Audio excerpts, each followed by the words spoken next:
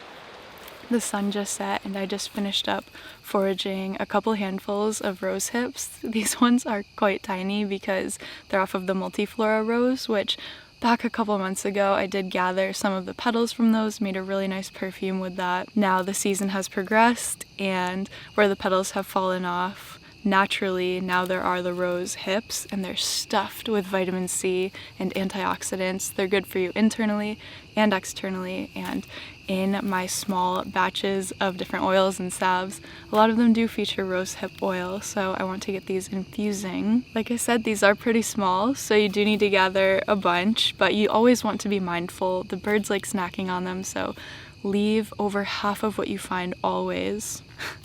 They keep moving around, so it's hard to show what I got all the way, but over the span of the last year, I've grown really fond of these and close with them and worked with them a lot. I can't wait to get this magic infusing. What's that noise?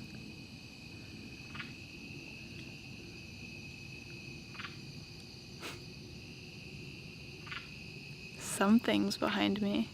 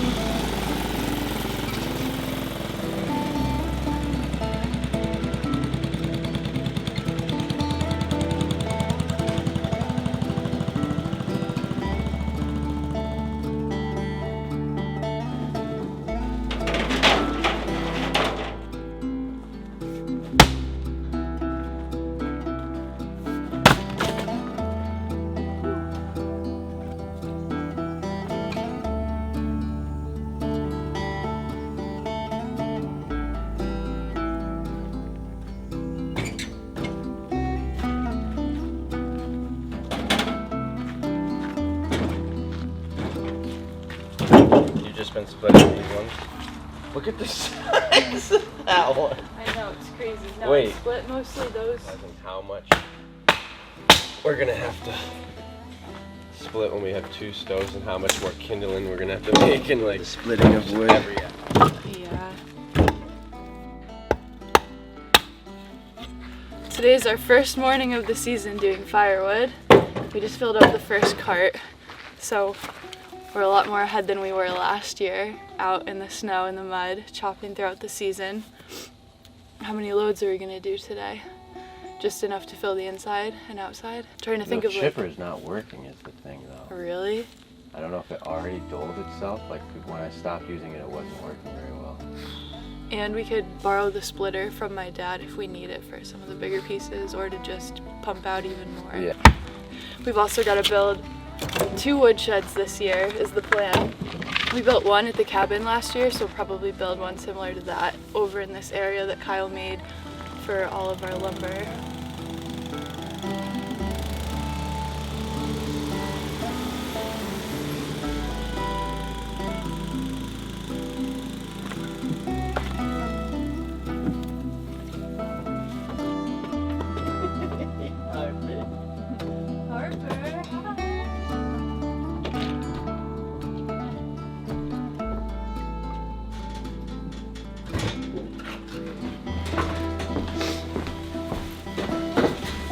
All right, I guess it's full.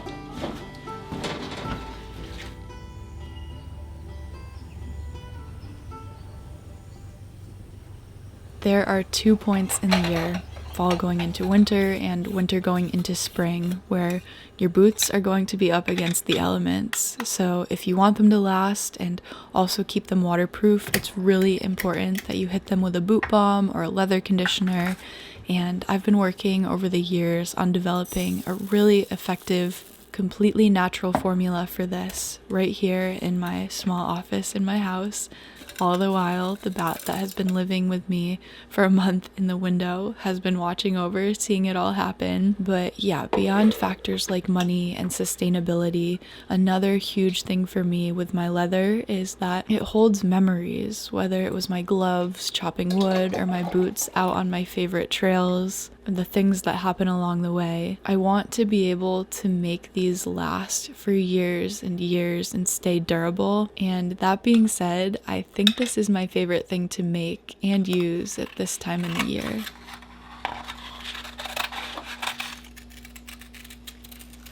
Cutting circular labels is not my specialty, but I'm getting a little bit better at it as time goes on.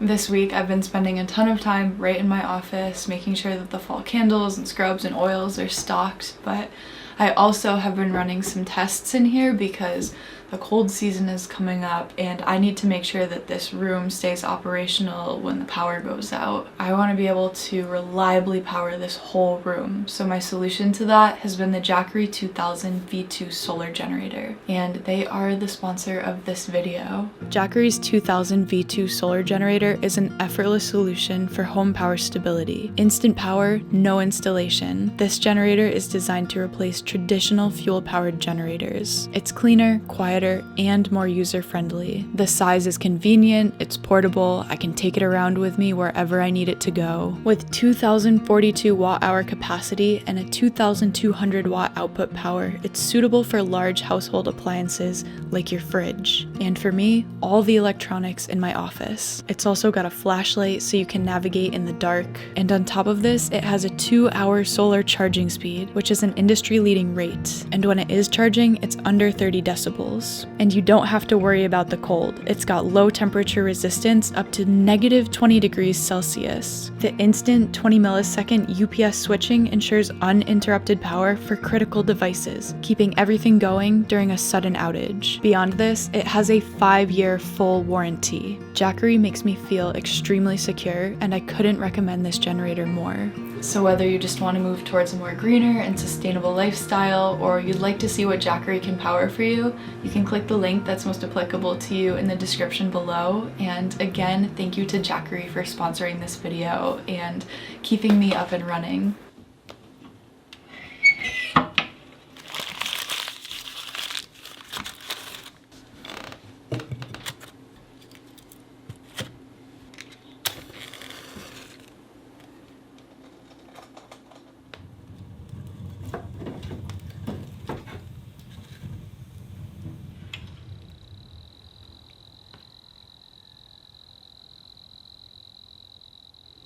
First fire of the year, Harper's first fire ever.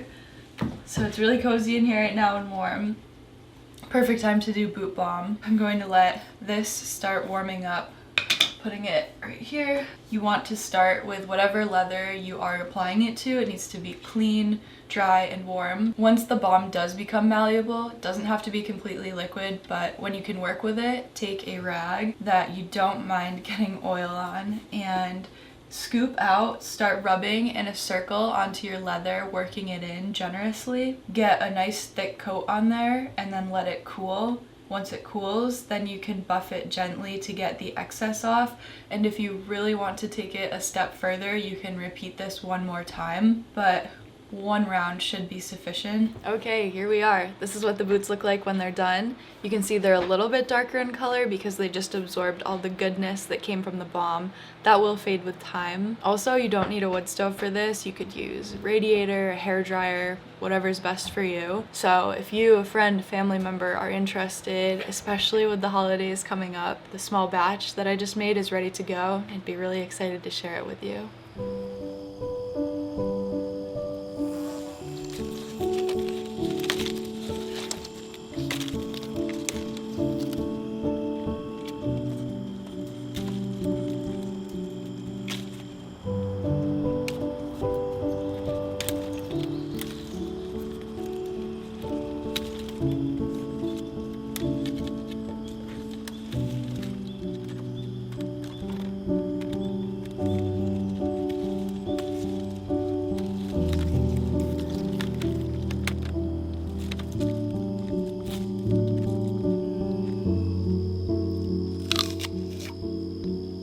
This round of apples is so much better than the last one. I mean, the last one was delicious when I made the apple pie, but now that they've had time to fully ripen, they're much more of a deeper red too. Today I'm going to do applesauce so that I can store it for a long time and still enjoy our apples throughout the seasons. When I do bake with them, the whole house fills up with the aroma of apples and cinnamon and fall spice. Just really puts you into the autumn spirit.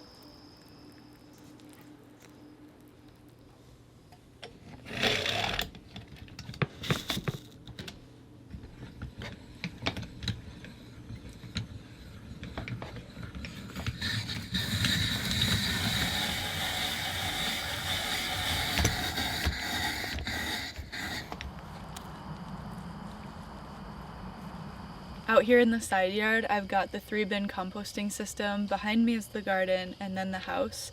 One of my favorite things has been, for the compost pile, getting to throw our kitchen scraps that could have gone to waste in the past right into here to help nourish the crops in the garden in the future. So all of the apple skins that just came off of those apples, I'll just sprinkle all over the top and mix in.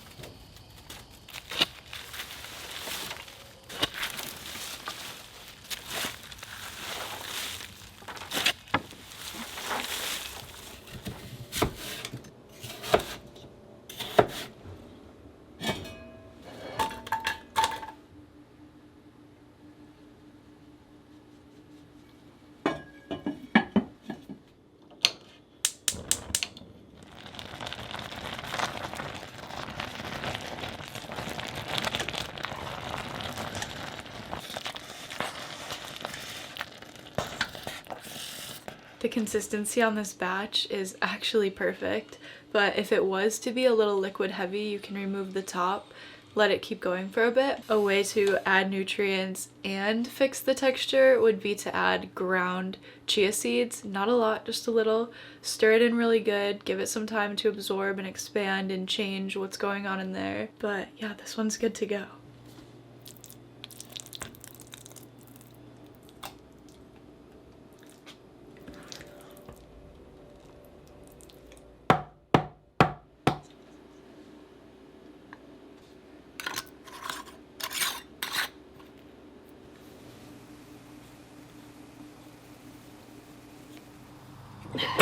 I'm gonna start working on some yard work today. I've got to mow the lawn. There's a lot of leaves in there that have to get broken up too. The whole side of the garden has weeds that need to come out, and I want to start transplanting things I want to grow onto the side, so I've got comfrey behind me and start doing more stuff like that next year. The thing is, I've never mowed this lawn with this before. I've only done the handheld, so I think I'm going to do like a big spiral around the yard since this doesn't make very sharp turns. Get this trailer out of the way. Okay.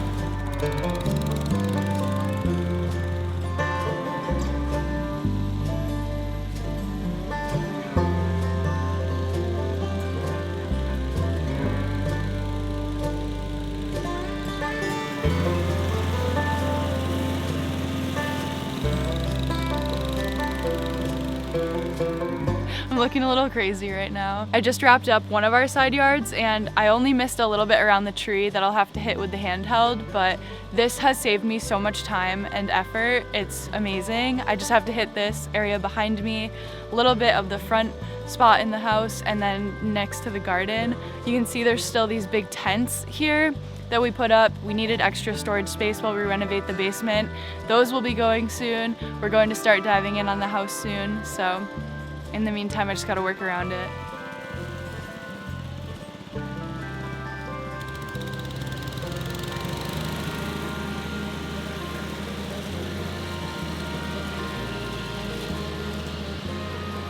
Then I moved on to the handheld mower, which has been quite hard to start lately. Got those patches I couldn't hit with the bigger mower, and the lawn is a little sparse right now. We've been planting seeds and then having to dig it up for other projects. So I think the goal is that next summer we'll have an even and lush lawn.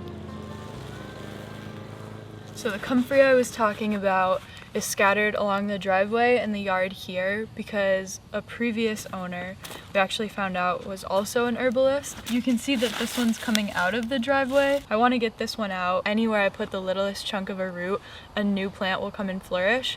And comfrey is amazing for your skin. I infuse it in oils and use it in a lot of my salves. And I want to get a row of it going along the outside of the garden. But the game plan is that I'd like to have more herbs and beneficial plants growing along that back wall since it does get really good sun.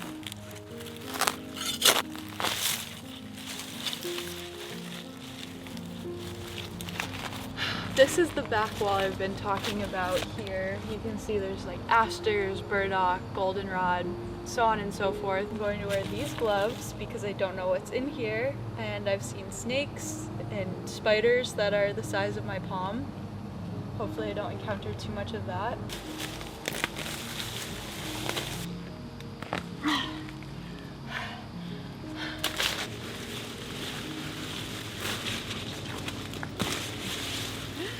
These roots are putting up a fight right now, so I'm gonna try an old trick, wet the soil, see if I can loosen up the roots, but I feel kind of bad. It's been a drought, so I feel like I'm giving the plants a little bit of false hope.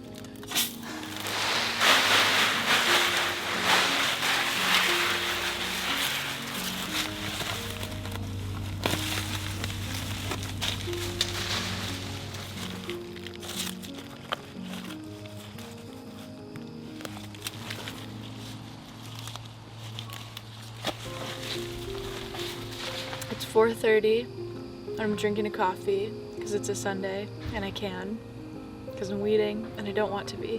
What? What? What do you mean what? Did you just flip off the camera? No. I think Kyle's about to work on the yard and take away all of the peaceful ambiance.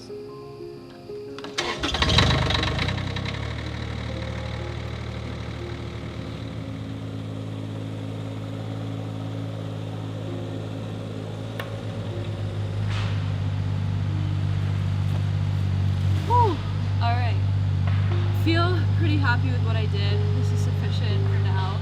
This area is established knotweed, and that's another battle for another time. This area is pretty much clear.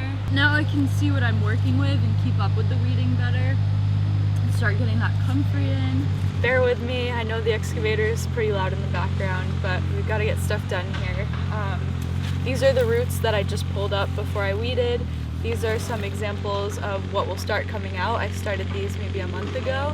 These will also be going in. I'm just gonna evenly space everything out. I'm really, really excited. I've been wanting to do this for a long time.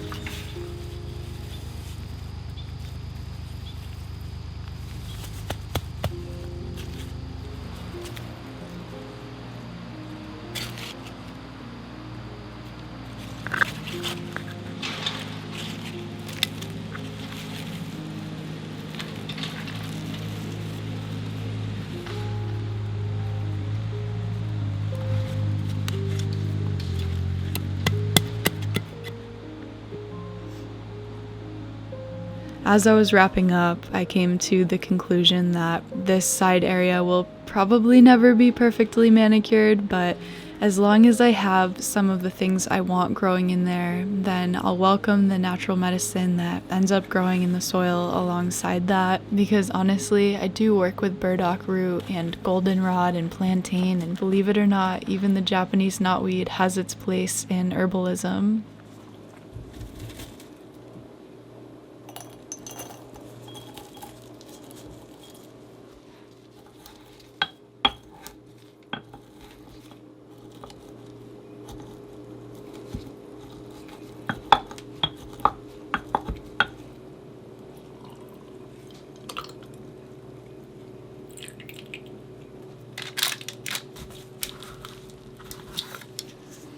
Nice. Okay, we've got the multiflora rose hips and the jojoba infusing together. And I wanted to show an old batch with a different species of rose and a little bit of a different chopping technique. You can see there's a really rich color going on in here, and it's ready to get strained and used in different salves and oils. The reason I chose jojoba oil is because it is so similar to the makeup of our own sebum. Therefore, it works in harmony with our skin and can absorb in and provide all of those beautiful benefits. And then on top of that, to have the rose hips infused into it just makes for this liquid gold, honestly. Similar to tallow, but tallow is solid at room temperature, so I wouldn't be able to use it for an oil. To be able to wild forage and prepare these and then share them with you, it's really, really special.